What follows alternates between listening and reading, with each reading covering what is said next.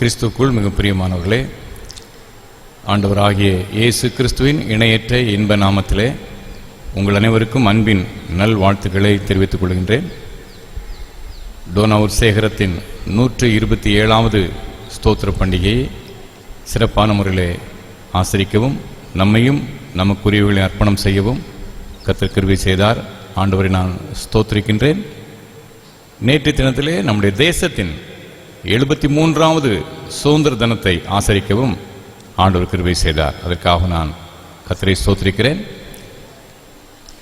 தொற்று நோய்கள் போன்ற சூழ்நிலைகள், பொருளாதார ஏற்றத்தாழ்வுகள் என்று தேசத்திலும் தனிப்பட்ட குடும்பங்களிலும் பல்வேறு பாதிப்புகள் இருந்தாலும் ஆண்டவரை தேடுவதிலே நம்முடைய தேசமும் சரி நாமும் சரி எப்பொழுதும் பின்வாங்கியது கிடையாது.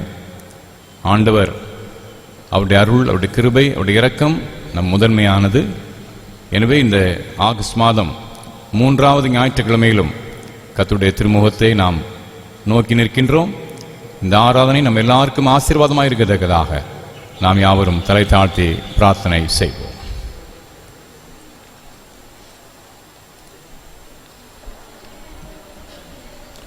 ஜெபம் செய்வோம். பரமபிதாவாகிய தேவனே, இந்த அருமையான நல்ல கால வேளைக்காக நாங்கள் நமக்கு நன்றி செலுத்துகிறோம். இந்த மாதத்தின் 3வது ஞாயிற்றுக்கிழமையிலே முது பிள்ளைகளாக நாங்கள் உம்முடைய சன்னிதானத்திலே பாடி துதிக்க, உம்முடைய சத்திய வசனங்களை கேட்க கிருபை தந்ததற்காக நமக்கு நன்றி செலுத்துகிறோம். இப்பொழுது நாங்கள் ஆராதிக்கிற ஆராதனையிலே எங்கள் மத்தியிலே பிரசன்ன கர்த்தராகிறோம். ஆவியோடும் உண்மையோடும் கருத்தோடும் உம்முடைய நாமத்தை மகிமைப்படுத்த உம்முடைய பலனை தந்து இந்த ஆராதனையை நீர் எங்களுக்கு ஆசீர்வதித்து தர வேண்டும் என்று எங்கள் கர்த்தராகிய இயேசு கிறிஸ்துவின் மூலமாக ஜெபிக்கிறோம் தாவே, ஆமேன்.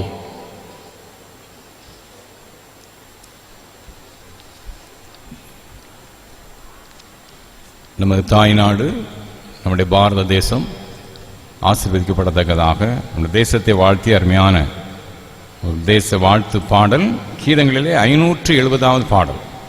கீதங்கள் 570, பாமாலை 236, கிறிஸ்து சபை பாமாலை 236. வாழ்க எம் தேசமே, ஊழியாய் ஓங்கியே வாழ்ந்திடுவாய்.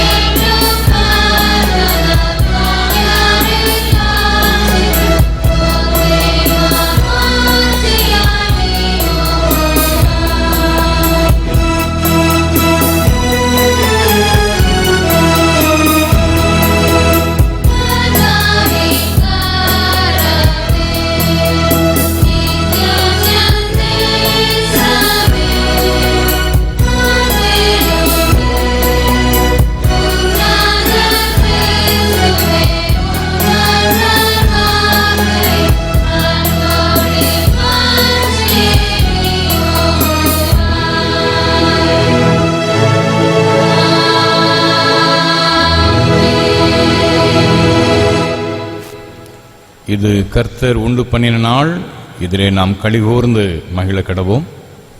கர்த்தர் எனக்கு செய்த எல்லா உபகாரங்களுக்காக அவருக்கு நான் எண்ணத்தை செலுத்துவேன். ரட்சிப்பின் பாத்திரத்தை எடுத்துக்கொண்டு கர்த்தருடைய நாமத்தை தொழுது கொள்வேன். அல்லேலூயா. கர்த்தருடைய நாமத்தை துதியுங்கள், கர்த்தரின் ஊழியக்காரரை துதியுங்கள். கர்த்தர் நல்லவர், அவருடைய நாமத்தை கீர்த்தனம் பண்ணுங்கள், அது இன்பமானது. ஜெபம் பண்ண கிடவோம். கர்த்தருடைய சன்னிதானத்திலே நம்முடைய பாவங்களை மனத்தாழ்மையோடு நாம் அறிக்கை செய்வோம். பொதுவான பாவறிக்கையின் மூலமாக நம்ம அறிந்தோ அறியாமலோ ஆண்டவருக்கு விரோதமாகவோ பிறருக்கு விரோதமாகவோ செய்த குற்றங்களை தேவ சன்னிதியில் அறிக்கை செய்வோம். கருத்தை உணர்ந்து பொதுவான பாவறிக்கையை நாம் ஏறெடுப்போம். சர்வ வல்லமையும் மிகுந்த இரக்கமுள்ள பிதாவே, தப்பிப்போன ஆண்டுகளைப் போல வழிகளை விட்டு வழிவலைந்து போனோம். இருதயத்தின் யோசனைகளுக்கும் விருப்பங்களுக்கும் மிகவும் இணங்கி நடந்தோம். பசுத்த கருப்பிரோதமாய் குற்றம் செய்தோம். எதுவை செய்யாமல் தகாதவளை செய்து வந்தோம். எங்கள் சூழ்நிலை ஆனால் மாண்டவரை கர்த்தராகிய இயேசு கிறிஸ்துவின் மூலமாய் மனிதர்கள் செய்த வாக்குத்தத்தின்படியே வாழ்க்கையான குற்றவாளியின் மேல் இறங்கும், தப்பின் மேல் பொறுமையாயிரும், பாவத்தின் நிமித்த துக்கபடங்களை சீர்படுத்தும் மிக இறக்கமுள்ள பிதாவே, இந்த பசுத்த நாமத்தை மகிமை உண்டாகும்படி அந்த பக்தியும் நீதியும் தெளிந்த பதில் நடந்து வர இயேசு கிறிஸ்து நிமித்தம் எங்கள் கிருபை செய்தருளும். ஆமென். நம்முடைய கர்த்தராகிய இயேசு கிறிஸ்துவின் பிதாவாயிருக்கிற சர்வவல்லமையுள்ள கடவுள் பாவியின் மரணத்தை விரும்பாமல் அவன் தன் பாவத்தை விட்டு திரும்பி பிழைப்பதை விரும்பி பாவத்தை நிமித்த துக்கப்படுகின்ற தம்முடைய ஜனத்திற்கு பாவ விமோசனத்தை மன்னிப்பையும் கூறி அறிவிக்க தம்முடைய பணிவிடைக்காரருக்கு அதிகாரத்தையும் கட்டளை மறுபடி செய்திருக்கிறார். மெய்யாய் மனம் திரும்பி தம்முடைய பரிசுத்த சுவிசேஷத்தை உண்மையாய் விசுவாசிக்கிற யாவருக்கும் அவர் பாவங்களை மன்னித்து விமோசனம் செய்கிறார். ஆகையால் கடைசியிலே அவருடைய நித்திய ஆனந்தத்தில் சேரத்தக்கதாய் இத்தனத்தில் நாம் செய்கிறவருக்கு பிரியமாயிருக்கவும் இனி உயிரோடு இருக்கும் நாளெல்லாம் மாசல்லாமல் பரிசுத்தமுள்ளவர்களாய் நடக்கவும் அவர் நமக்கு மெய்யான மனம் திரும்புதலையும் தம்முடைய பரிசுத்த ஆவியையும் அருளிச் செய்வாராக.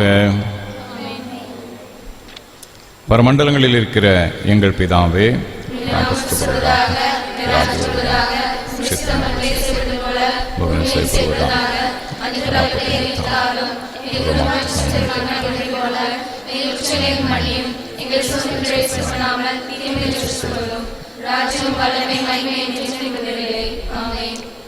ஆண்டவரே, எங்கள் உதடுகளை திறந்தருளும்.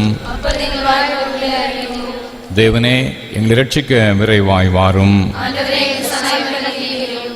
பிதாவுக்கும் குமாரனுக்கும் பரிசுத்த ஆவிக்கும் மகிமை உண்டாவதாக. கர்த்தரை துதியுங்கள்.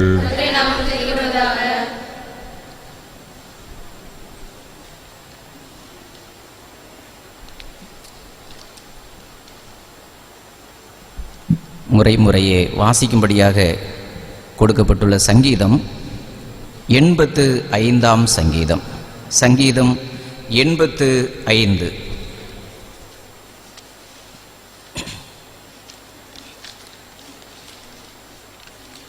கர்த்தாவே, உமது தேசத்தின் மேல் பிரியம் வைத்து யாக்கோபின் சிறையிருப்பை திருப்பினீர். உமது உக்கிரத்தை எல்லாம் அடக்கிக் கொண்டு உமது கோபத்தின் எரிச்சலை விட்டு திரும்பினீர்.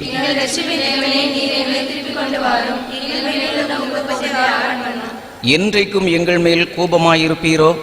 தலைமுறை தலைமுறையாக உமது கோபத்தை நீடித்திருக்க பண்ணுவீரோ? கர்த்தாவே, உமது கிருபையை எங்களுக்கு காண்பித்து உமது ரட்சிப்பை எங்களுக்கு அருளிச் செய்யும்.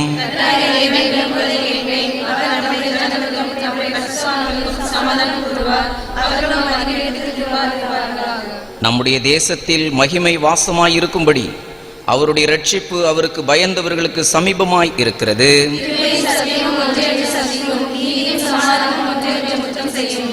சத்தியம் பூமியிலிருந்து முளைக்கும், நீதி வானத்திலிருந்து தாழ பார்க்கும். நீதி அவருக்கு முன்னாக சென்று அவருடைய அடிச்சுவடுகளின் வழியிலே நம்மை நிறுத்தும்.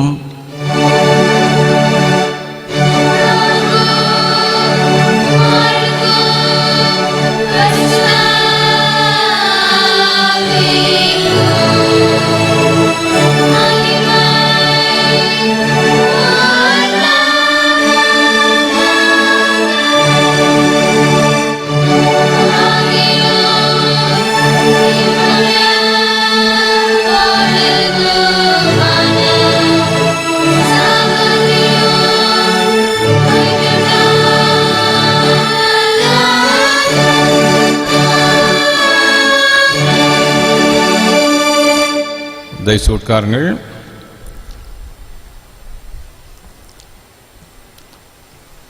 கன்வென்ஷன் கீதங்களிலே 562வது பாடல் பாடுவோம். கன்வென்ஷன் கீதங்கள் 562. தேசமே பயப்படாதே, மகிழ்ந்து களிகூறு, மன்னவர் இயேசு உந்தனுக்கு மாபெரும் காரியம் செய்திடுவார் என்ற பாடல்.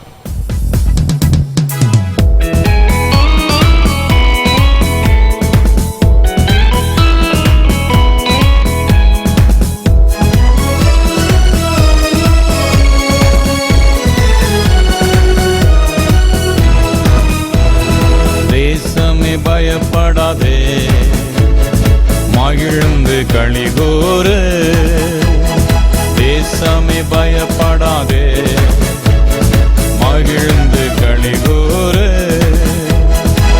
மன்னவரேசு உந்தனுக்கே மாபெரும் காரியம் செய்திடுவார்.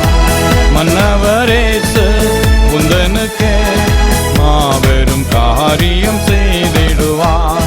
தேசமே பயப்படாதே, மகிழ்ந்து களிகூறு, தேசமே பயப்படாதே, மகிழ்ந்து களிகூறு, செழிப்பான புது வாழ்வு தேவனே அருளிடுவார்.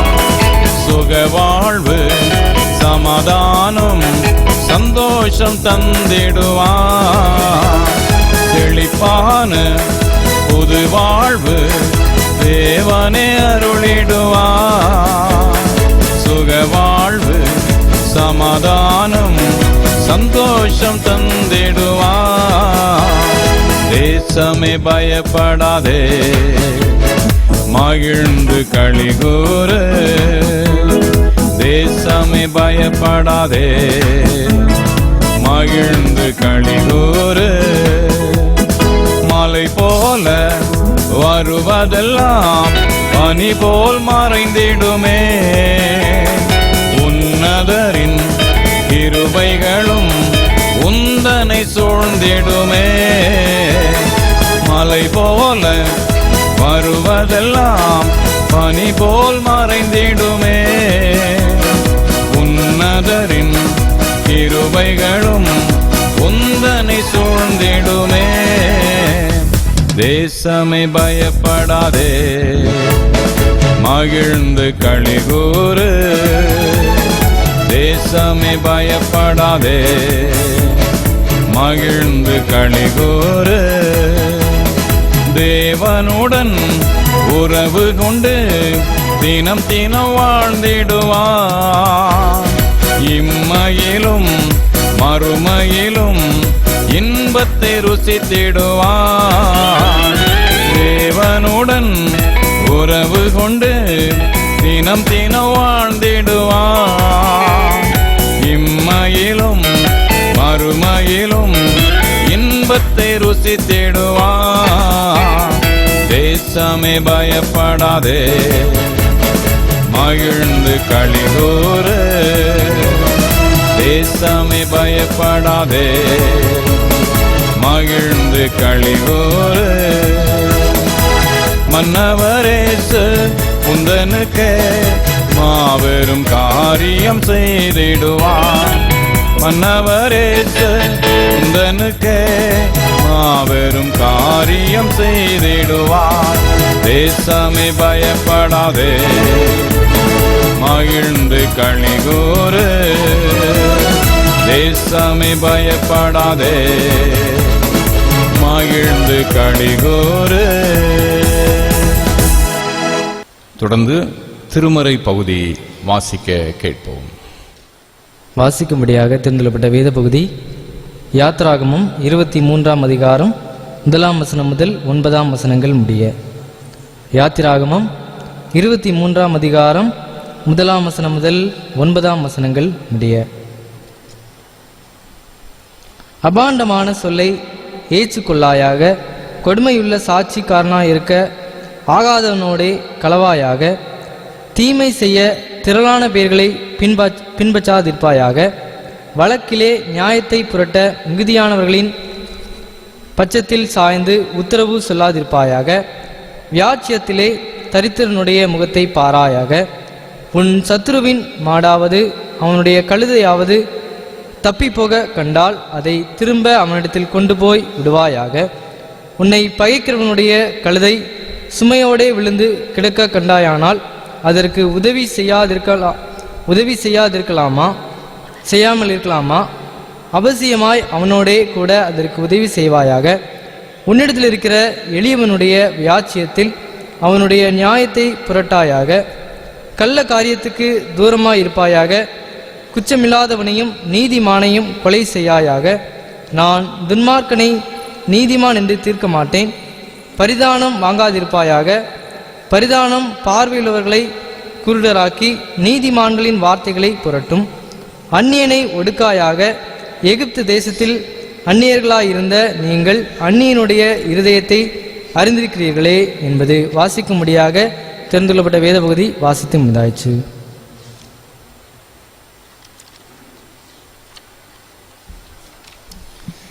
மற்றொரு சிறப்பு பாடல், யாவர் நன்கு அறிந்த ஒரு பாடல். கீதங்களிலே, கன்வென்ஷன் கீதங்களிலே 642, கன்வென்ஷன் கீதங்களிலே 642வது பாடல், எந்தன் கண்மலையானவரே என்னை காக்கும் தெய்வம் நீரே என்ற பாடலை உற்சாகத்தோடு நாம் இணைந்து பாடலாம்.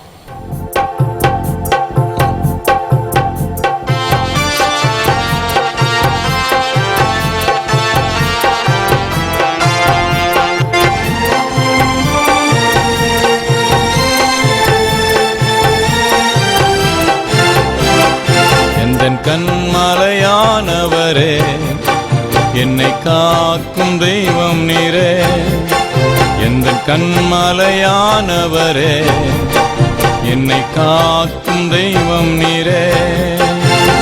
வல்லமை மாட்சிமை நிறைந்தவரே மகிமைக்கு பாத்திரரே, வல்லமை மாட்சிமை நிறைந்தவரே மகிமைக்கு பாத்திரரே. ஆராதனை உமக்கே, ஆராதனை உமக்கே, ஆராதனை உமக்கே, ஆராதனை உமக்கே, ஆராதனை உமக்கே, ஆராதனை உமக்கே, ஆராதனை உமக்கே, ஆராதனை உமக்கே. உந்தன் சிறகுகளின் நிழலில் என்றென்றும் மகிழச் செய்தே, உந்தன் சிறகுகளின் நிழலில் என்றென்றும் மகிழச் செய்தே. தூயவரே என் துணையாளரே துதிக்கு பாத்திரரே, தூயவரே என் துணையாளரே துதிக்கு பாத்திரரே. ஆராதனை உமக்கே, ஆராதனை உமக்கே, ஆராதனை உமக்கே, ஆராதனை உமக்கே, ஆராதனை உமக்கே, ஆராதனை உமக்கே, ஆராதனை உமக்கே, ஆராதனை உமக்கே. எந்தன் பலவீன நேரங்களில் கிருபை தந்தீரையா, எந்தன் பலவீன நேரங்களில் கிருபை தந்தீரையா.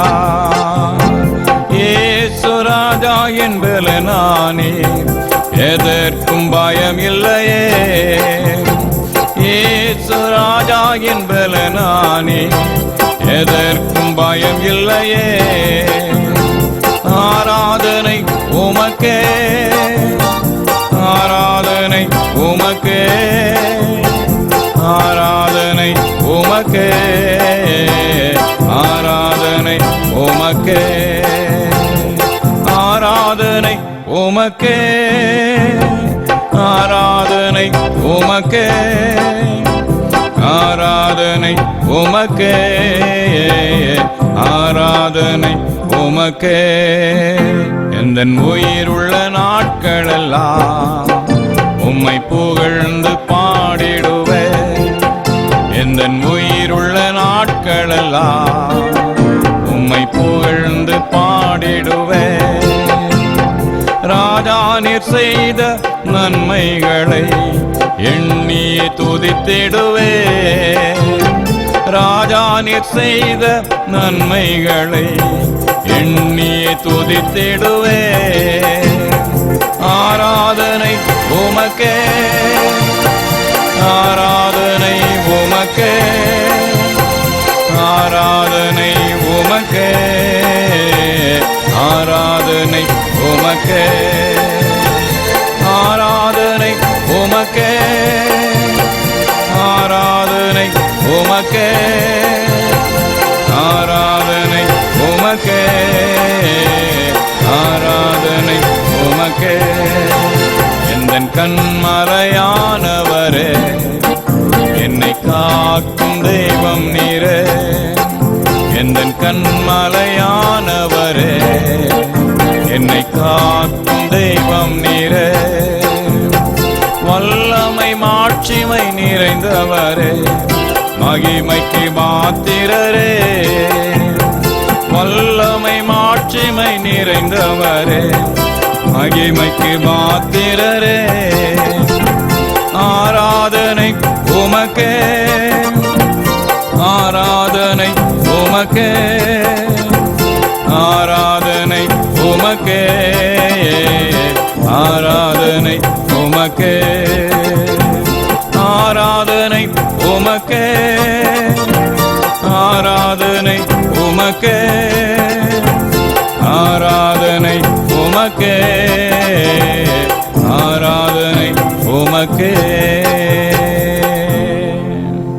தொடர்ந்து நாம் நம்முடைய விசுவாசத்தை நாம் அறிக்கை செய்வோமாக.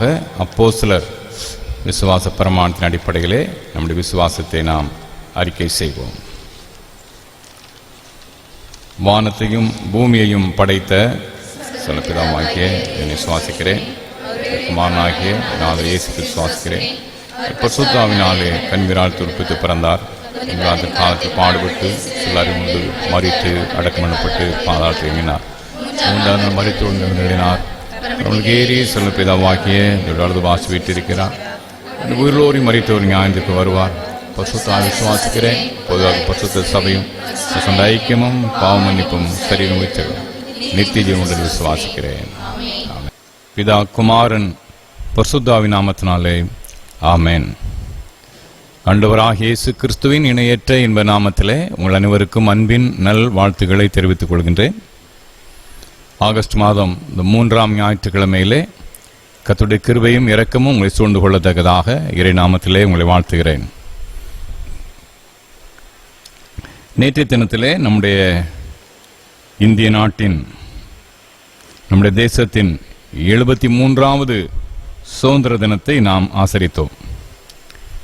200 ஆண்டுகளுக்கு முன்பாக வெள்ளையர்களிடம் அடிமையாக இருந்த நம்முடைய தேசம் 1947ஆம் ஆண்டு ஆகஸ்ட் மாதம் 15ஆம் தேதி சுதந்திரம் அடைந்தது. ஒவ்வொரு ஆண்டும் அதை மகிழ்ச்சியோடு நாம் ஆசரிக்கிறோம்.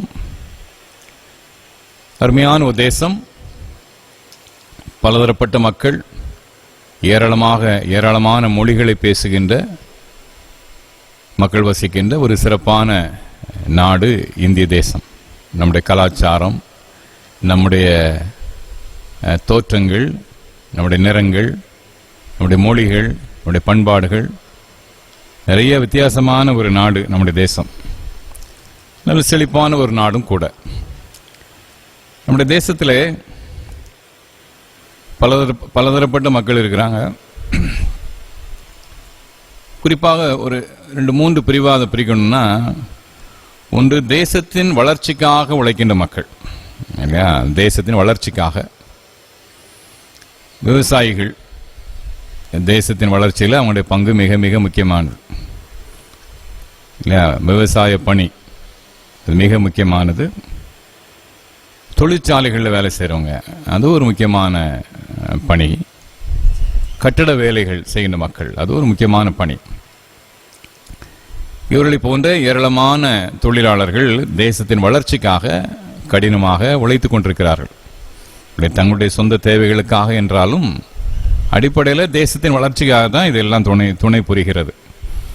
தேசத்தின் வளர்ச்சிக்காக பாடுபடுகின்ற மக்கள் கூட்டம். இன்னொரு பக்கம் தேசத்திலே எளிமையான மக்கள் பாடுகளையும் பாரங்களையும் வேதனைகளையும் எப்போதும் சகித்து கொண்டே இந்த கஷ்டத்திலே வாழுகின்ற எளிய மக்கள், அதுவும் ஒரு பெரிய கோடிக்கணக்கான மக்கள் நம்முடைய நாட்டில் இருக்கிறாங்க. இந்த தேச வளர்ச்சிக்காக உழைக்கிற மக்கள் ஒரு பக்கம், பல்வேறு பாடுகளை சுமந்து கொண்டு வேதனையோடு வாழ்கின்ற எளிய மக்கள் இன்னொரு பக்கம். மூன்றாவது இன்னொரு பக்கம் என்னன்னா, தேசத்தின் வளங்களை காடுகள், மலைகள், பள்ளத்தாக்குகள், ஆற்று மணல்,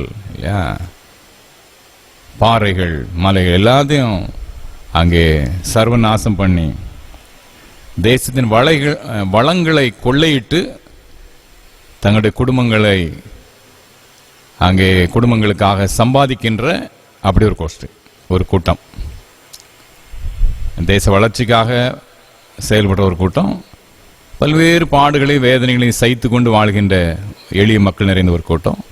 இன்னொரு பக்கம் தேசத்தின் வளங்களை கொள்ளையிட்டு, இன்னொரு பக்கம் லஞ்ச லாவண்யங்கள், துணிகரமாக லஞ்சங்களை, ஒரு பக்கம் சம்பளம் இருந்தால் கூட, மாச சம்பளம் இருந்தால் கூட அதை மீறி சம்பளங்களை வாங்குகின்ற அரசு துறைகளிலே பணி செய்கின்ற மக்கள். இவ்வாறாக இது ஒரு மூணாவது ஒரு குரூப்பு. தேசத்தின் வளங்களையும் தேச மக்களையும் கொள்ளையிடும் ஒரு கோஷ்டி, இது ஒரு பக்கம். நல்ல அதிகாரிகள் இருக்க தான் செய்கிறாங்க, இல்லை என்று சொல்ல நிச்சயமாக முடியாது, இருக்காங்க. இந்த பெருவாரியாக இப்படிப்பட்ட தவறான மக்கள் இருக்கின்ற ஒரு சூழ்நிலை நம்ம நாட்டுக்கு வந்துட்டு, அது ஒரு வேதனை ஊட்டுகின்ற ஒரு நிகழ்வு. கடவுள் என்ன விரும்புகிறார்? தேசம் எப்படி இருக்குது? 73 ஆண்டு காலம் சுதந்திர தினத்தை கொண்டாடியாச்சு. கடவுள் நம்முடைய தேசம் எப்படி இருக்கணும் அப்படின்னு விரும்புகிறாரு என்றால், 85ஆம் சங்கீதம் நல்ல அழகான ஒரு சங்கீதம். இந்த சங்கீதத்தை நாம் மாறி மாறி வாசித்தோம். அழகான ஒரு சங்கீதம் அது. அதில் முதலாம் வசனம் சொல்லுது, கர்த்தாவே நம்முடைய தேசத்தின் மேல் பிரியம் வைத்து. தேசத்தின் மீது நம்முடைய ஆண்டவர் பிரியம் வைக்கிறார், நம்முடைய இந்திய தேசத்தின் மீது அவர் பிரியம் வைக்கிறார். 9ஆம் வசனம், நம்முடைய தேசத்திலே மகிமை வாசமாக இருக்கும்படி, நம்முடைய தேசத்திலே கடவுளுடைய மகிமை தங்கியிருக்கும். 12ஆம் வசனம், கர்த்தர் நன்மையானதை தருவார், நம்முடைய தேசம் தன் பலனை கொடுக்கும். தேசத்திற்கு நன்மை செய்வார், தேசம் நல்ல பலனை கொடுக்கும். தேசத்தின் மீது கர்த்தருக்கு இருக்கிற பிரியத்தை பாருங்க. நம்முடைய என்ன விரும்புகிறாரு? நம்முடைய இந்திய தேசத்தை பற்றி, நம்முடைய இந்திய நாட்டின் மீது அவர் பிரியம் வச்சிருக்கிறாரு. அவருடைய மகிமை நம்முடைய தேசத்தில் எப்போதும் தங்கியிருக்கும். அவர் எப்போதும் நமக்கு நன்மையானதே செய்ய விரும்புகிறார். அதனால தேசம் நல்ல பலனை கொடுக்கும். தேசம் நன்றாக இருப்பதை விரும்புகின்ற ஒரு ஆண்டவர். தேசம் அழிஞ்சு போகணும்னு நினைக்கிறவர் அல்ல. அநேகர் தேசத்தின் அழிவை பற்றி ரொம்ப பேசிக்கிட்டு இருக்கிறாங்க இந்த காலத்தில். தேசம் அழியும், உலகம் அழியும் என்றெல்லாம் பேசிக்கிட்டு இருக்காங்க. அதுவும் கடவுள் அதை செய்வார் என்று வேற பேசிக்கிட்டு இருக்கிறாங்க. மனுஷனை அவன் கண்டுபிடிச்சு வச்சிருக்கிற அங்கே ஆட்டம் பாம், ஹைட்ரஜன் பாம் இல்லையா, இதெல்லாம் நைட்ரஜன் பாம், இதெல்லாம் பார்த்தீங்கன்னா இந்த உலகத்தை ஒரு 500 தடவை அழிக்கலாம். சரிதானா? அணுகுண்டுகளை கண்டுபிடித்து வைத்திருக்கின்ற உலக நாடுகள் அவ்வளவு ஸ்டாக் வச்சிருக்கிறாங்க. இந்த உலகத்தை, இந்த பூமி உருண்டே ஒரு 500 தடவை அழிக்கலாம், அப்படி செய்து வச்சிருக்கிறாங்க. அதனால இந்த உலகத்தை அழிக்கிற கடவுள் வர வேண்டாம். யாராவது ஒருத்தர் தப்பா ஒரு பட்டனை தட்டி விட்டான்னா அவ்வளோதான், மாற்றி மாற்றி அணுகுண்டை போட்டு உலகமே சாம்பலாகி போயிடும். அதான் உலகத்தின் நிலைமை. இதுக்காக நாம் அதிகமாக பிரார்த்தனை செய்ய நாம் அழைக்கப்படுறோம். அன்பார்ந்தவர்களே, கடவுள் அழிப்பாருங்கிற அந்த செய்தியை நாம் ரொம்ப சொல்லிக்கிட்டே இருக்கக்கூடாது. ஏன்னா கடவுள் இந்த உலகத்தை அதிகமாக நேசிக்கிறார். யோவான் 3ஆம் அதிகாரம் 16ஆம் வசனம் இல்லையா, காஸ்பல் அப்படி சொல்லுவாங்க இல்லையா, சுவிசேஷத்துக்குள் மற்றொரு சுவிசேஷம். கடவுள் இந்த உலகத்தின் மீது அவ்வளவு அவர் பிரியம் வச்சிருக்கிறார். யோவான் 3:16 தேவன் தம்முடைய ஒரே பேரான குமாரனை விசுவாசிக்க எவனோ அவன் கெட்டு போகாமல் நித்திய ஜீவன் அடையும்படிக்கு அவரை தந்திரளி இவ்வளவாய் உலகத்தில் அன்பு கூர்ந்தார். இந்த உலகம் அனைத்தையும் அவர் நேசிக்கிறார். இந்த உலகத்தில் வாழ்ற அத்தனை மக்களை நேசிக்கிறார். உலகத்தில் வாழ்ற அத்தனை மக்களை அவர் நேசிச்சாருனாக்கி உலகத்தை அவர் நேசிப்பார் இல்லையா? ஏன்னா இந்த நிலம் இல்லாம அதில் உள்ள விளைச்சல் இல்லாம மனுஷன் வாழ முடியாது. ஆண்டவர் இந்த உலகத்தையும் அதில் வாழ்கின்ற அத்தனை மக்களையும் அவர் நேசிக்கிறார். இவ்வளவா அன்பு கூர்ந்தார், தன் ஒரே பேரான குமாரனை இந்த உலகம் நல்லா இருக்கிறதுக்காக தந்தார். எனவே அவ்வளவு எளிதாக இறைவன் இந்த உலகத்தை அழிக்கணும்னு ஆசைப்பட மாட்டார். இந்த உலகத்தை ரட்சிக்கவே விரும்புகிறார் இல்லையா? யோவான் சுவிசேஷத்தில் அந்த கருத்து மீண்டும் மீண்டும் வலியுறுத்தப்படும். ஆண்டவர் இந்த உலகத்தை மீண்டும் மீண்டும் அவர் தம்முடைய அன்பின் செட்டைக்குள்ளே அரவணைத்து அவர் காப்பாற்றவே விரும்புகிறார். பழைய ஏற்பாட்டில் நோவா காலத்தில் ஆண்டவர் பூமி அங்கே அழித்த பொழுது அவர் மனஸ்தாபப்பட்டார், விசனப்பட்டார்லாம் சொல்லுது. இந்த பூமியை உண்டாக்குனதுக்காக ஐயா உண்டாக்கணும் அப்படின்னு அவர் மனஸ்தாபப்பட்டு விசனப்பட்டு தான் பூமி அழிச்சாராம். நிச்சயமாக தன்னுடைய ஒரே பேரான குமாரனை இந்த உலகத்தில் அனுப்புனதுக்காக அவர் விசனப்பட மாட்டார், மனஸ்தாபப்பட மாட்டார். ஐயா என்ற ஒரே பேரான குமாரன் இந்த மனுஷனுக்காக அனுப்பணும், இந்த மனு குலத்தை அனுப்பணும்னு ஆண்டவர் நிச்சயமாக மனஸ்தாபப்பட மாட்டார். ஏனென்றால் நம்முடைய ஆண்டவர் இந்த உலகத்தில் வந்த நோக்கத்தில் பெரும் காரியத்தை செய்து நிறைவேற்றிருக்கிறார். மீதியை உங்களுடைய கையில என் கையில் தந்திருக்கிறார். அதனால இந்த உலகத்தின் மீது தன்னுடைய திருக்குமாரன இயேசு கிறிஸ்துவின் ஊழியத்தின் மீது அவர் நிச்சயமாக மனசாவும் உள்ள போறதில்லை, வசனப்பட போறதில்லை. இந்த உலகத்தை அவர் நேசிக்கிறார். அதான் பிரதானமானது. இந்த உலகம் வாழ்வடைய வேண்டும் என்று விரும்புகிறார். இந்த உலகத்தின் இயற்கை செழிப்புகள் யாவும் நிலைத்திருக்க வேண்டும் என்று விரும்புகிறார். எனவே அதற்கு இணையா நாம செயல்படதான் அழைக்கப்படுறோம். உலகம் அழியும் இவன் தான் கையில அணுகுண்டையும் ஹைட்ரஜன் பாம்பையும் வச்சிருக்கிறாங்க அழிக்கிறதுக்கு. அதனால நான் ஆண்டுடைய பிள்ளைகளாகி நீங்களும் நானும் இந்த உலகம் வாழும் அதுக்கு தான் இறைவன் உதவி செய்வார் என்று நாம விசுவாசிக்கணும். அதையே பேசணும். பார்த்துக்கிடுங்க. 85ஆம் சங்கீதத்தை 2-3 தடவை வாசித்து பாருங்க. இந்த உலகத்தை ஆண்டவர் எவ்வளவு தூரம் நேசிக்கிறார் இல்லையா? அப்போ இந்த உலகம் நன்றாக இருக்க வேண்டும் என்று, வாழ்ந்திருக்க வேண்டும் என்று ஆண்டவர் விரும்புகிறார். அதை மறந்துடக்கூடாது.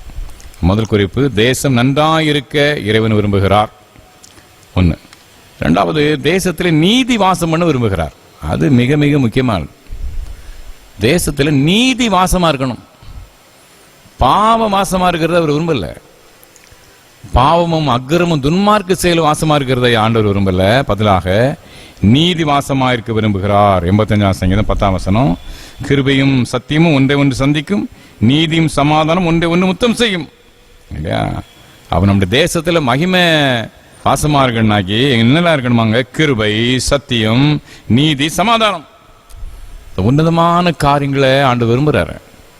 பாவத்தை, அக்கிரமத்தையும் அநியாயத்தையும் அல்ல, நீதியும் இரக்கத்தையும் விரும்புகிறார். அப்ப கிருபை இல்லையா? 10ஆம் வசனம் பார்த்தோம். கிருபைனா என்ன? நிபந்தனையற்ற அன்பை ஆண்டவர் தருவது இல்லையா? நிபந்தனையற்ற இரக்கம், அதான் கிருபை. சத்தியம் எல்லாம் தெரியும், உண்மை. சுவிசேஷத்துக்கு இன்னொரு பெயர் நாம சத்தியம் என்று நாம் சொல்கிறோம். சமாதானம், நல்வுறவு, எல்லாரோட நல்வுறவு. நீதி மிக மிக முக்கியமானது. நீதி இல்லாத சமாதானம் தவறானது. பார்த்துக்கிடுங்க.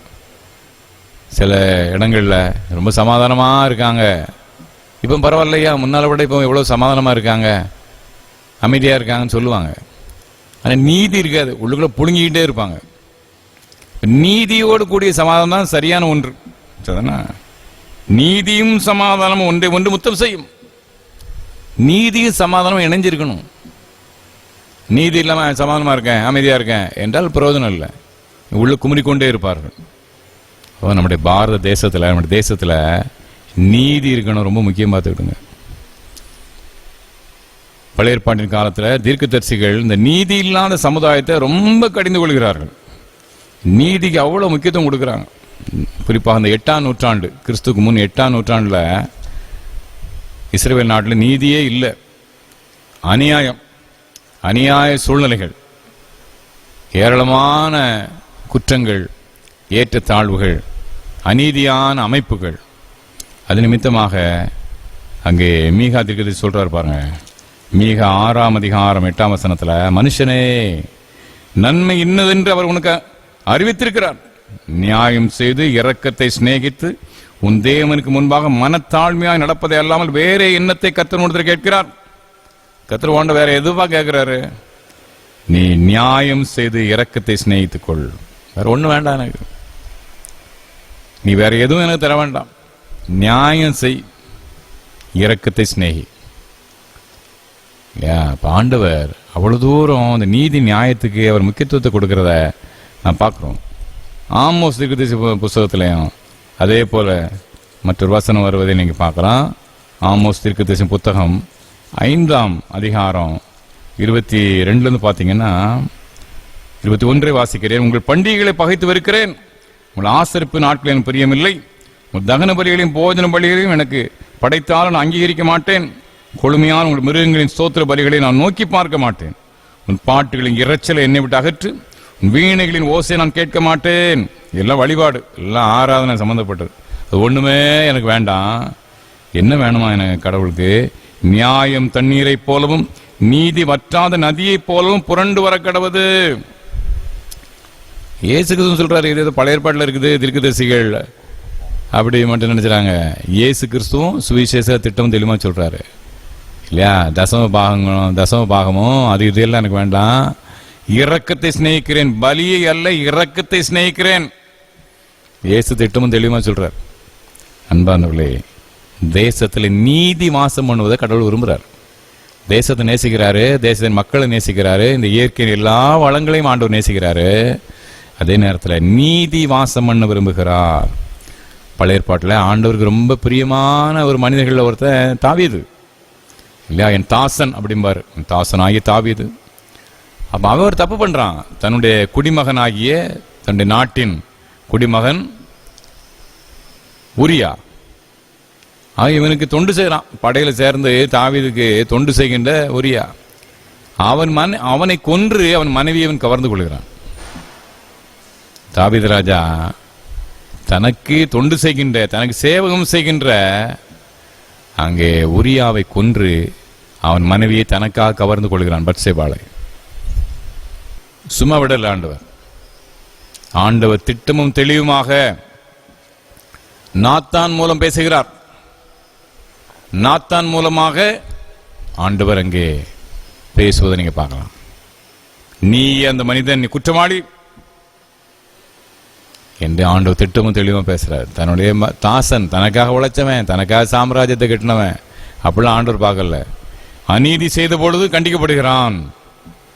அதுபோல ஆகாப் ராஜா, நாபோத்துங்கிற ஒரு குடிமகன், அவனுடைய நாட்டில் உள்ள ஒரு பிரஜை, அவனுடைய திராட்சை தோட்டத்தை இவன் தனக்கு கீரை தோட்டமா வேணும் அப்படின்னு கேட்கிறான் ஆகாப் ராஜா.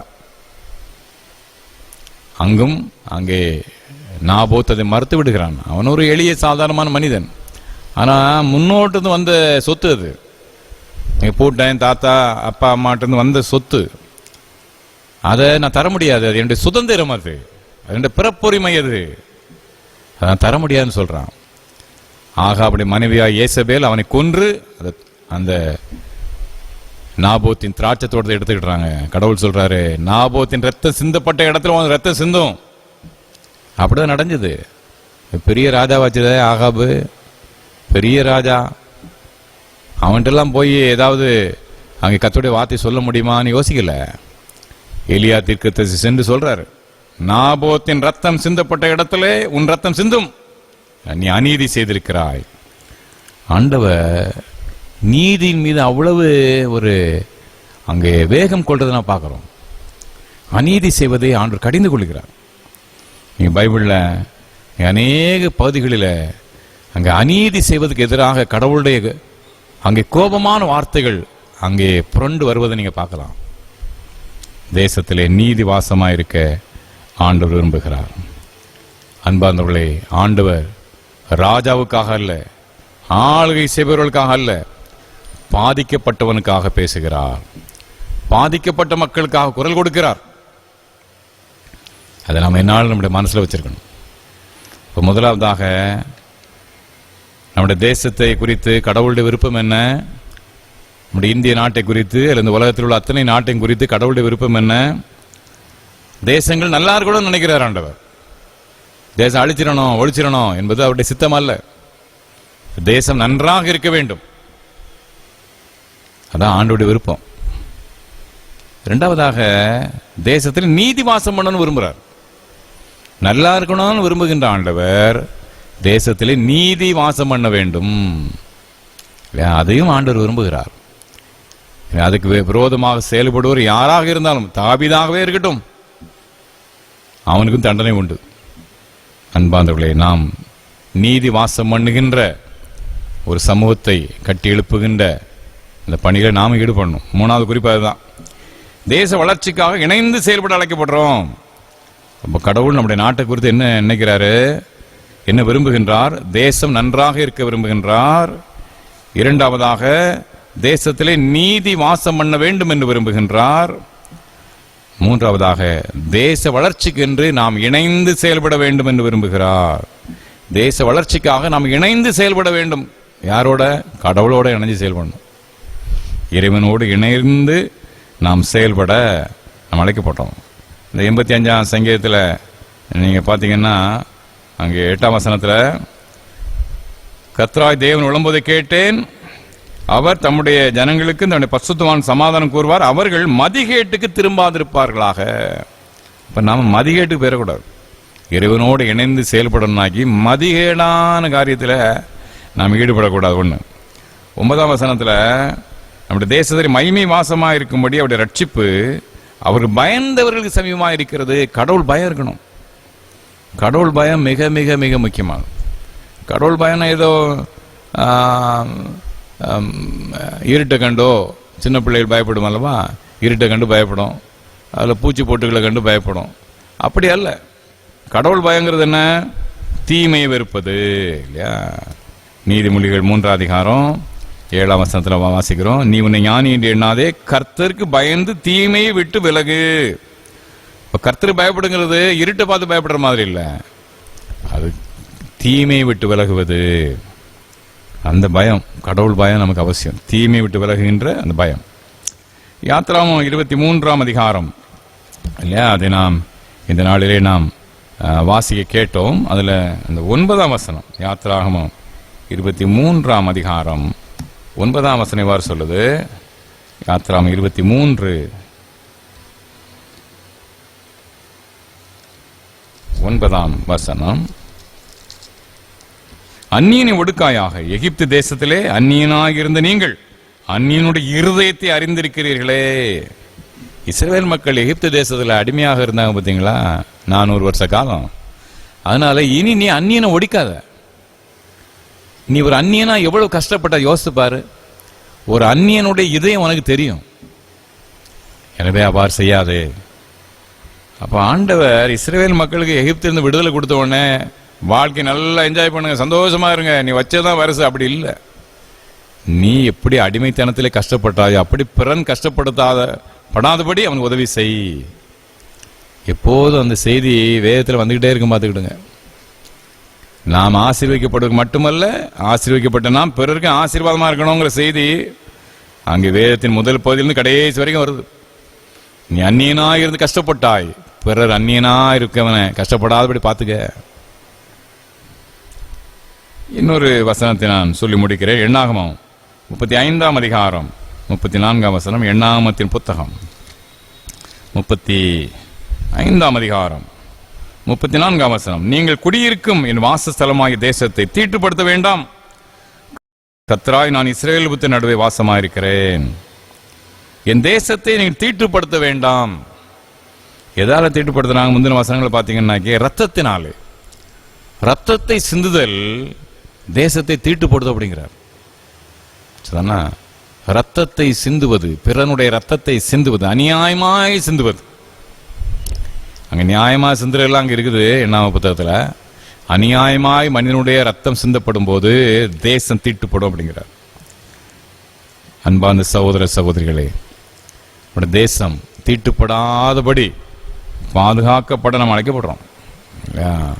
ரத்தங்கிறது அருவாளால் வெட்டி சிந்துற ரத்தம் மட்டும்தான் இல்லை இல்லையா, அல்லது வெடிகுண்டுகளால் துப்பாக்கியால் சுட்டு சிந்துற ரத்தம் மட்டும் இல்லை, வறுமையினாலும் ரத்தம் சிந்தப்படலாம் இல்லையா. வறுமையினாலும் மனித வாழ்விலே அங்கே சரியான நோய்களுக்கு சிகிச்சை இல்லாமல் அப்படி சாகிறதும் ரத்தம் சிந்துறது தானே.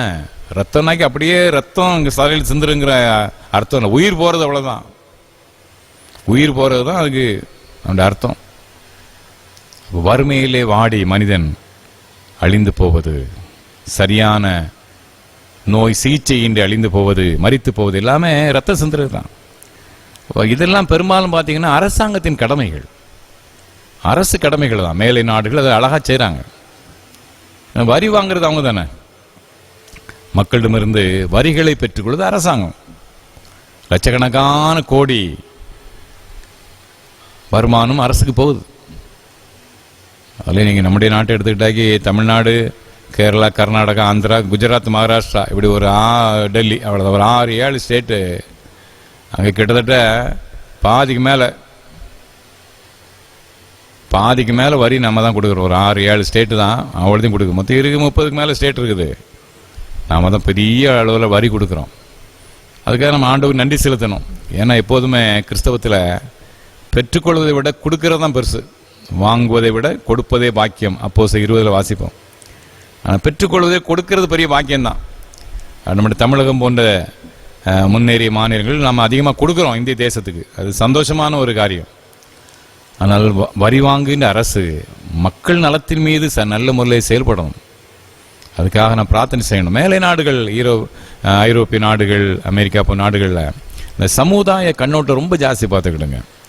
இந்த சந்தோஷமாக இருக்கிற நாடுகள்லாம் லிஸ்ட் எடுப்பாங்க, எந்த நாட்டில் மக்கள் சந்தோஷமாக இருக்கிறாங்க. நீங்கள் பார்த்தீங்கன்னா இந்த European countries, Norway, Sweden, Finland, இந்த மாதிரி நிறைய நாடுகள், ஹாலந்து, இதெல்லாம் ரொம்ப மக்கள் சந்தோஷமாக இருப்பாங்க. ஏன்னா இந்த சோசியல் செக்யூரிட்டி, அவங்களுக்கு படித்த உடனே அவனுக்கு வேலை இருக்கும். இல்லைன்னா அப்படி ஒரு வேலை இல்லாட்டா அவங்க நன்றாக சாப்பிட்டு வாழ்க்கையை அங்கே சரியான முறையில் நடத்துறதுக்கு போதுமான அளவு மாதம் அவங்களுக்கு ஒரு ஸ்டைஃபண்ட் கொடுத்துருவாங்க, ஒரு ஊக்கத்தொகை கொடுத்துருவாங்க. அப்போ நம்முடைய நாட்டில் மக்கள் தொகை ஜாஸ்தி என்ற ஒரு காரியத்தை எப்போதும் சொல்வார்கள். ஆனால் வரி வசூலிக்கின்ற ஒரு தேசம் மக்கள் மீது கரிசனை உடையதாக செயல்பட வேண்டும். மேலை நாடுகளாம் செய்கிறாங்க. மக்கள் சந்தோஷமாக வாழ்வதற்கு, மக்கள் போதுமானதாக வாழ்வதற்கு, வறுமை இல்லாமல் வாழ்வதற்கு, அங்கே மாண்டு போகாமல் ரத்தம் சிந்தப்படாமல் வாழ்வதற்கு. ஆனால் ரத்தம் சிந்தப்பட்டா மக்கள் அநியாயமாக செத்து விழுந்தா தேசம் தீட்டுப்படும், தேசம் ஆசீர்வதிக்கப்படாது. அப்போ அரசு அதை குறித்து கவனமாக இருக்கணும் இல்லையா. அப்போ நாமும் நம்முடைய வாக்குகளை செலுத்தும் போது, தேர்தல் இந்த மாதிரி கிடைக்கல கரெக்டாக செயல்படணும். எந்த அரசாங்கம் மக்கள் நலத்தின் மீது அதிகமாக அங்கே அக்கறை கொள்ளுது, அதில் ரொம்ப முக்கியமானது. ஏன்னா இது இந்த வாரம் நம்முடைய நேற்று தினம் சுதந்திர தினம், இன்னைக்கு அதுக்கு அடுத்த நாள். நம்முடைய நாட்டை பற்றி கொஞ்சம் அதிகமாக நாம் கண்ணோக்கி பார்க்கணும். தேசத்தின் மக்கள் அனைவரும் சுபிட்சமாக வாழ்வதற்கு எந்த அரசு அதிகமாக முயற்சி பண்ணுறாங்களோ அவர்களுக்கு நாம் வாக்கு செய்யணும். தனிப்பட்ட நபர்கள் ரெண்டாவது. உங்களுடைய பொறுப்பு, உங்களுடைய நல்வாழ்வின் பொறுப்பு என்னுடையது. நீங்க நல்லா இருக்கிறதுக்கு எல்லாத்தையும் நான் செய்வேன் என்று யார் சொல்லுகிறார்களோ அந்த அரசியல் கட்சிகளுக்கு நாம் வாக்களிக்கணும். பார்த்துக்கிடுங்க, அந்த ஒரு கிளாரிட்டி நமக்கு ரொம்ப முக்கியமானது. ஏதோ 2000 3000 வாங்கிட்டு வாக்கு செய்வது என்பது அது நம்மே விற்கிற மாதிரி தான். அது மிக மிக மிக தவறான செயல். பணத்துக்கு அங்கே ஓட்டுக்கு காசு வாங்கி போடுறதெல்லாம் ஒரு மாபெரும் குற்ற செயல். அது மிக மிக கேவலமான, நம்மே விற்கிறதுக்கு சமம். நாட்டின் வளர்ச்சிக்காக நமக்கு மாபெரும் பொறுப்பு உண்டு. நம்முடைய வாக்கு, ஓட்டுங்கிறது ஒரு பெரிய முக்கியமான ஒரு காரியம். பார்த்துக்கிட்டுங்க, இதை செயல்படுத்தணும். மட்டுமல்ல, நம்மால் இயன்ற மட்டும் நம்முடைய அன்றாட வாழ்க்கை சூழ்நிலைகளிலும் நான் பிறருக்கு நம் உதவியாக, தேசத்தின் வளர்ச்சிக்காக நம்ம செயல்பட அழைக்கப்படுறோம். கிறிஸ்தவ மிஷினரிகள் என்றாலே சமுதாய கண்ணோட்டத்தோடு வந்தவங்க. இந்த நாட்டில் நிறைய ஊழியக்காரங்க இருக்கிறாங்க. அவர்கள் ஊழியத்துக்கு வந்த பிற்பாடு கிறிஸ்தவ சமுதாயம் எவ்வளோ முன்னேறி இருக்கிறது அதை கொஞ்சம் ஆராய்ச்சி செய்து பார்த்தா நமக்கு தெரியும். மிஷினரிகள் இங்கே வந்து பணி செய்த பொழுது இந்த கிறிஸ்தவ சமுதாயம் எவ்வளோ வளர்ச்சி அடைஞ்சது. இப்போ ஊழியம் செய்கின்ற மக்களுடைய ஊழியத்தினால கிறிஸ்தவ சமுதாயம் எவ்வளோ முன்னேற்றம் அடைஞ்சிருக்குது. ரெண்டே ஒரு ஆராய்ச்சி பண்ணி பார்த்தா நமக்கு அநேக உண்மைகள் விளங்கும். அன்பான மிஷினரிகள் அவ்வளவு தியாகத்தோடு பணி செய்திருக்கிறாங்க. அவ்வளவு தியாகத்தோடு மக்களுடைய நல்வாழ்வு என்ன? இயேசுவை நம்பி வர்றாங்களே, இந்த மக்கள் நல்லா இருக்கணுமே, அவங்க மட்டுமில்லை அவர்களை சுற்றிலும் வசிக்கின்ற பிற சமய மக்கள் நல்லா இருக்கணுமே, அந்த சிந்தையோடு செயல்பட்டிருக்காங்க. நம்முடைய வாழ்வில் அந்த சிந்தை வேணும். பார்த்துக்கிடுவேன், மக்கள் நல்லா இருக்கணும், எல்லாரும் நல்லா இருக்கணும். இந்த சிந்தை ரொம்ப அவசியம். நான் என் குடும்பம் இது போதும், என்னை சிந்தை கிறிஸ்தவர்களாய் நாம் நம்மை விட்டு அகற்றணும், மற்ற மக்களும் கற்றுக் கொடுக்கணும். பிறநலம் பேணுகின்ற மக்களாக நாம் வாழ அழைக்கப்படுகிறோம். எனவே நாம் சபையாக இன்னுமாக சமுதாயமாக நாம் இணைந்து செயல்படணும். அநேக காரியங்களை அரசோடு நாம் இணைந்து செயல்படணும். இவ்வாறாக தேசத்தின் மீது கடவுள் பிரிய வைக்கிறார், அதனால் சந்தேகமே கிடையாது. நம்முடைய தேசத்தை அதிகமாக நேசிக்கிறார் நம்முடைய ஆண்டவர். மட்டுமல்ல, தேசத்தில் நீதி வாசமாக இருக்கணும் அப்படின்னு விரும்புகிறார். அதோடு இந்த தேசம் நன்றாக இருப்பதற்காக தீட்டுப்பட்டு போகாதபடி தேசம் ஆசீர்வதிக்கப்பட அவரோடு நாம் இணைந்து செயல்படணும்னு விரும்புகிறார். நாம் ஆண்டவரோடு இணைந்து செயல்படுவோம். இந்த சுதந்திர திருநாளுக்கு இந்த அடுத்த நாளில் நம்முடைய தேசத்தின் நல்ல வளர்ச்சிக்காக நம்மை நாம் ஒப்புக் கொடுப்போம். அதோட கிருபை நம்மை தாங்கட்டும். அவருடைய மேலான ஆசீர்வாதத்தை நாம் பெற்று வாழ கர்த்தர் தாமே நம் அருள் புரிவாராக. ஆமேன், ஆமேன். தொடர்ந்து நம்மை நாம் ஆண்டுடைய சன்னிதானத்திலே அர்ப்பணம் செய்யும்படியாக கீதங்களிலே 190வது பாடல், 200 ஆண்டு கீதங்கள் 190, கீர்த்தனைகள் 77, கிறிஸ்தவ கீர்த்தனைகள் 77, என்னை என் ஆனந்தம் என்னை என் ஆனந்தம் சொல்லக்கூடாதே.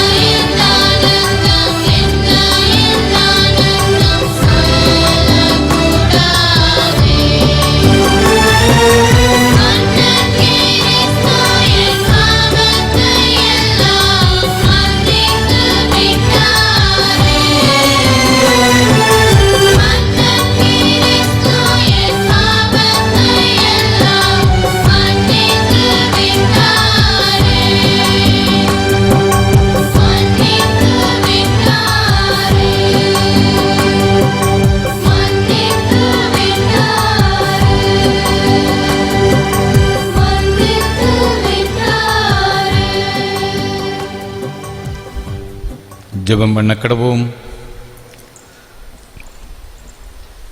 மகா இரக்கமும் மட்டில்லா கிருபை நிறைந்த அன்பின் ஆண்டவரே, ஆசீர்வாதமான இந்த நாளுக்காக, இந்த வேளைக்காக துதி செலுத்துகின்றோம். உடைய பரிசுத்த சன்னிதானத்திலே கூடி வந்து உம்மை மகிமைப்படுத்த நீ தந்த வாய்ப்பிற்காக நன்றி செலுத்துகின்றோம். விசேஷமாக தேவ ஆலயத்திற்குள்ளே நாங்கள் கூடி வர முடியாவிட்டாலும் உடைய உள்ளத்தால் இணைந்து உம்மை ஆராதிக்க நீ தந்த வாய்ப்பிற்காக நன்றி. 127வது ஸ்தோத்திர பண்டிகை ஆண்டவரை சிறப்பாக நாங்கள் ஆசரிக்க நீ தந்த வாய்ப்பிற்காகவும் நன்றி செலுத்துகின்றோம். விசேஷமாக ஆண்டவரை தங்களையும் தங்களுடைய காணிக்கைகளையும் தேவ சன்னிதியிலே படைத்த இறை மக்கள் யாவருக்காக நன்றி. ஒவ்வொருவரும் பெயர் பெயராக குடும்பமாக ஆசீர்வதியும். பொருத்தனை நேர்ச்சை காணிக்கையில் படைத்த பிள்ளைகளுடைய வாழ்விலும் மகத்துவமான காரியங்களை கத்து செய்து நிறைவேற்றும். உன்னதத்தின் ஆசீர்வாதம் ஒவ்வொரு மீது சம்பூர்ணமாய் பொழிந்தல நான் ஜெபிக்கிறோம். விசேஷமாக எங்களுடைய இந்திய நாட்டுக்காக ஜெபிக்கிறோம். சுவாமி, சுதந்திரம் அடைந்து 73 ஆண்டுகள் ஆகிறது. தேவன கர்த்தாவே, எங்களுடைய தேசத்தில் உள்ள பிரச்சனைகள் எல்லாவற்றையும் ஆண்டு அறிந்திருக்கிறீர். முதன்மையான பிரச்சனையாக ஆண்டவரே ஏழ்மை, வறுமை நிலை காணப்படுகிறது. வேலையில்லா திண்டாட்டம் ஒரு பெரிய பிரச்சனையாக காணப்படுகிறது. தேவன கர்த்தாவே, எங்களுடைய தேசத்திலே சமூக நீதி நிலைநாட்டப்பட, எளிய மக்கள் நல்வாழ்வு பெற, வேலை இல்லாத திண்டாட்டங்கள் அன்று மாற்றப்பட்டு தேசத்தில் அனைத்து பிள்ளைகளும், குறிப்பாக வாலிப தம்பி தங்கையர் எதிர்கால வாழ்வின் ஆசீர்வாதங்களை சுதந்திரித்துக் கொள்ள கர்த்தர் கிருபை செய்ய வேண்டும் நான் ஜெபிக்கின்றோம். நோய் தொற்றுக்காக விசேஷமாக ஜெபிக்கிறோம். சுவாமி, ஆண்டவர் தேசத்தில் இந்த எண்ணிக்கை அதிகமாகிக் கொண்டே செல்கிறது. இறங்கும் கர்த்ததாமே இறங்கி ஆண்டவரின் நோய் தொற்றில் இருந்து எங்கள் தேசம் விடுதலையடைகின்ற வாக்கியத்தை நீர் கட்டளிடுவீராக. ஆண்டவரே, இந்த தடுப்பு மருந்து சீக்கிரமாக கண்டுபிடிக்கப்படட்டும். அதன் மூலமாக அநேக மக்கள் ஆண்டவரே உயிரிழக்காதபடி காப்பாற்றப்பட ஆண்டவர் அருள் புரிய ஜெபிக்கின்றோம். முன்னணியில் என்று உழைக்கின்ற மருத்துவர்கள், தாதியர்கள், ஆண்டவரே இன்னுமாக துப்புரவு தொழிலாளிகள், மருத்துவ ஊழியர்கள் எல்லாரையும் கிருபையாக நீர் கண்ணோக்கி பாரும். ஆராய்ச்சியாளர்களுக்காக விசேஷமாக ஜெபிக்கிறோம். உடைய விசேஷ ஞானம் கிருபையை கொடுத்து தடுப்பூசி சீக்கிரமாக ஆண்டவரே அது மக்கள் மத்தியிலே ஆண்டவரே அது பயன்பாட்டுக்காக வர அருள்நாத துணை புரிய நான் ஜெபிக்கின்றோம். தேவன கர்த்தாவே, விசேஷமாக இந்த ஆராதனையை ஆண்டவர் தன்னுடைய இல்லங்களிலே இருந்து ஆண்டவரை பார்த்து ஆராதனை இணைந்து கொண்ட தேவ ஜனங்கள் யாவருக்காக நன்றி. லோனாவூர் சேகரத்தை சேர்ந்த பிள்ளைகள், அநேக திருச்சபையை சேர்ந்த பிள்ளைகள், வெளியிடங்களில் வெளிநாடுகளில் உள்ள பிள்ளைகள், ஆண்டவரே இது சகோதர சமயத்தின் பிள்ளைகள் எல்லாருக்காக நான் ஜெபிக்கிறேன். ஒவ்வொருவரையும் கிருபையாக நீர் கண்ணோக்கி பாரும். உன்னதத்தின் நன்மையினாலே ஆண்டு கொள்ள மன்றாடுகிறோம். இந்திய தேசத்தின் நல்ல குடிமக்களாக, அந்த தேசத்தின் வளர்ச்சிக்காக, முன்னேற்றத்துக்காக ஆண்டவர் நல்ல பணி ஆற்றுகின்ற பாக்கியத்தை நீர் எங்கள் ஒவ்வொருவருக்கும் நீர் தாரும். செழிப்பான காலநிலை, செழிப்பான சூழ்நிலை கட்டளையிடும். தேசத்தின் பொருளாதார நெருக்கடிகளாக அகன்று போகட்டும். அனைத்து துறைகளிலும் உடைய தேசம் வளர்ச்சியடைகின்ற பாக்கியத்தை நீர் தாரும். அன்று சிறு பிள்ளைகள், வாலிப தம்பி தங்கையர், பெரியவர்கள், வயது முந்திருந்த மக்கள் எல்லாரும் திருக்கரத்தில் கொடுக்கிறேன். ஒவ்வொருவரின் பெயர் பெறாக நீ சந்தியும். இந்திய தேசத்தில் செய்யப்படுகின்ற ஆண்டவரை சுவிசேஷ பணிவிடைகள், எளிய மக்கள் மத்தியில் நடைபெறுகின்ற ஊழியங்கள் எல்லாவற்றையும் ஆண்டவர் நீர் ஆசீர்வதிப்பீராக. இந்த கிருபைகளோடு நிலைத்திருக்கட்டும். வியாதிகளில், பலவீனங்களில் கஷ்டப்படுற பிள்ளைகளுக்கு நல்ல சரீர சுகபலன் சம்பூர்ணமாய் தார். குழந்தை பாக்கியத்திற்காக காத்திருந்த பிள்ளைகளுக்கு குழந்தை செல்வங்களை கட்டியிட்டு குடும்பத்தை கட்டி எழுப்பும். எல்லா நன்மையினாலும் கிருபை முடிசூட்டும். செழிப்பான காலங்களின் சூழ்நிலை எங்களுக்கு தாரும். துதி கனமயமையில் அவற்றை பாதப்படியில் சமர்ப்பிக்கிறேன். இயேசு கிறிஸ்து மூலம் மிகுந்த மனத்தாழ்மோடு வேண்டிக் கொள்கின்றோம் நல்ல பிதாவே. தேவனுடைய இரக்கமுள்ள கிருபைக்கும் பராமரிப்புக்கும் ஒப்பு கொடுக்கின்றோம். கர்த்தர் உங்களை ஆசீர்வதிக்காக கடவர். கர்த்தர் தம்முடைய முகத்தை உங்கள் மேல் பிரகாசிக்க பண்ணி உங்கள் மேல் கிருபையாக்க கடவர். கர்த்தர் தம்முடைய முகத்தை உங்கள் மேல் பிரசன்னமாக்கி எப்பொழுதும் எப்பொழுதும் சமாதானம், சந்தோஷம், நீடிய சுக வாழ்வு கட்டளையிட கடவர்.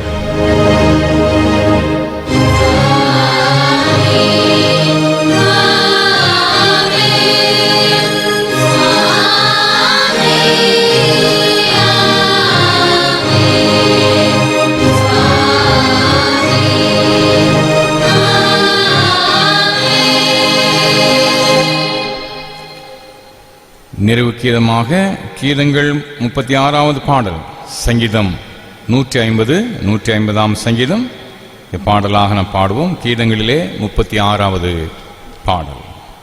Hallelujah.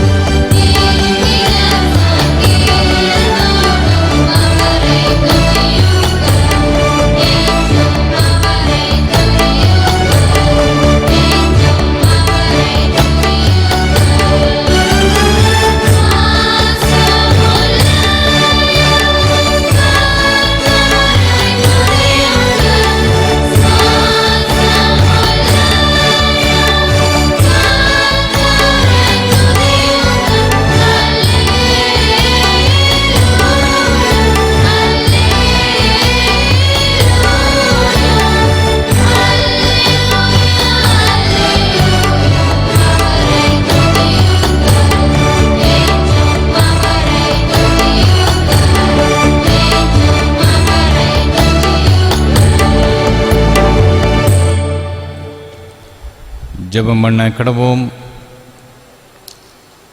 அன்பின் ஆண்டவரே, மீண்டுமாக துதி செலுத்துகிறோம், ஸ்தோத்திரம் செலுத்துகிறோம். இந்த தேவ ஆராதனைக்காக நன்றி. இணைந்து பங்கு பெற்ற தேவ ஜனங்கள் ஒவ்வொருவரையும் பேர் பேராக சந்தியும். நன்மையினால் கிருபை நம்முடைய சூட்டும். நன்றியோடு நாள் என்றுமே சேவிக்கத்தக்கதாக இந்த அற்புத பிரசன்னம் தொடர்ந்து எங்களை தாங்கி வழி நடத்த வேண்டும் என்று இயேசு கிறிஸ்து மூலம் மனத்தாழ்மோடு வேண்டிக் கொள்கிறோம் நல்ல பிதாவே. கர்த்தர் உங்களோடு இருப்பாராக. நன்றி. கர்த்தர் உங்களை ஆசீர்வதிப்பாராக.